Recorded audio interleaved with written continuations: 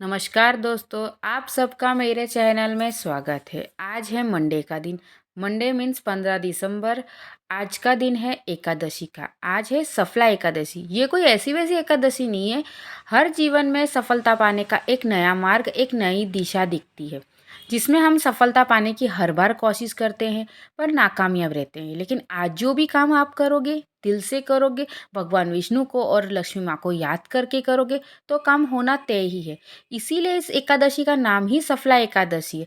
सफला एकादशी में क्या करना चाहिए, कैसे पूजा करनी है, उपवास रखना है या नहीं रखना है, कैसे करना है कैसे नहीं, तो आइए शुरू करते हैं। उससे पहले मेरे चैनल को लाइक एंड सब्सक्राइब करना ना भूलें और बेल का आइकन ज़रूर दबाएं, जिससे आपको नोटिफिकेशन मिलती रहे। आइए शुरू करते हैं। सफला एकादशी पौष माह के कृष्ण पक्ष की एकादशी तिथि में आती है। इस साल यह तिथि 14 सितंबर 2025 की शाम 49 से शुरू होकर 15 दिसंबर 2025 की रात 9:19 तक रहेगी।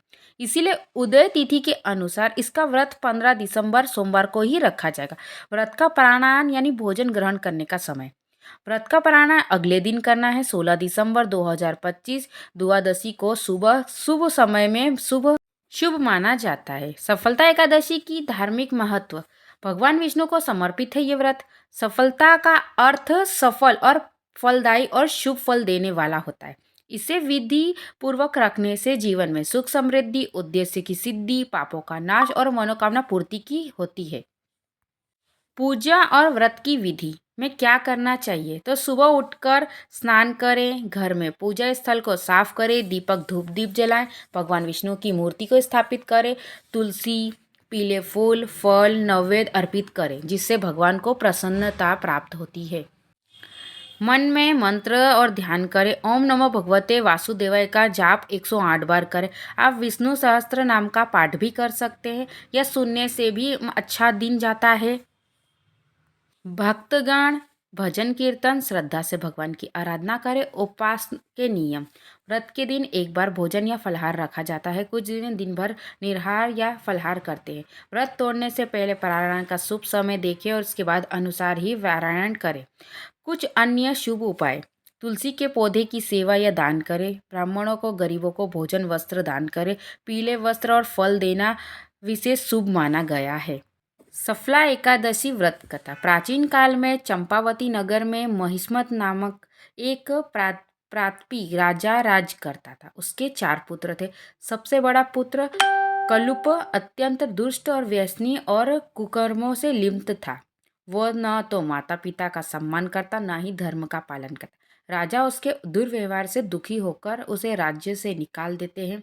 लुप्त जंगल में रहने लगा। भूखे गरीबों से वह बहुत परेशान रहता था। जीवित रहने के लिए वह चोरी करने लगा। चमत्कारी रात।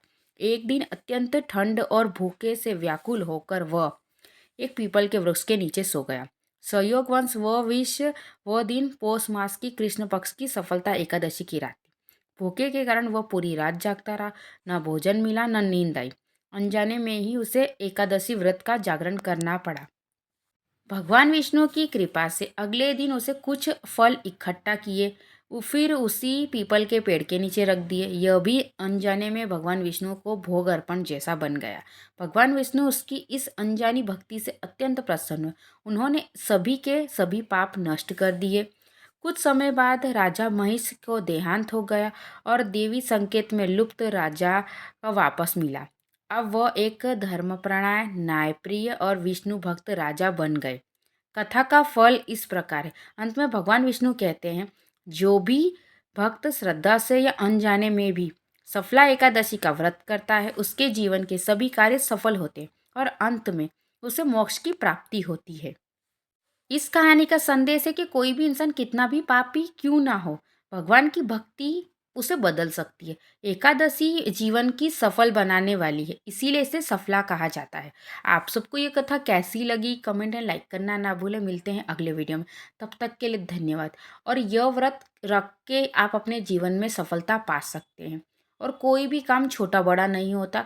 व्रत तो अनेक हम रखते हैं, लेकिन यह व्रत कुछ अनोखा ही है। इसीलिए ये व्रत ज़रूर रखें। मिलते हैं अगले वीडियो में। बाय।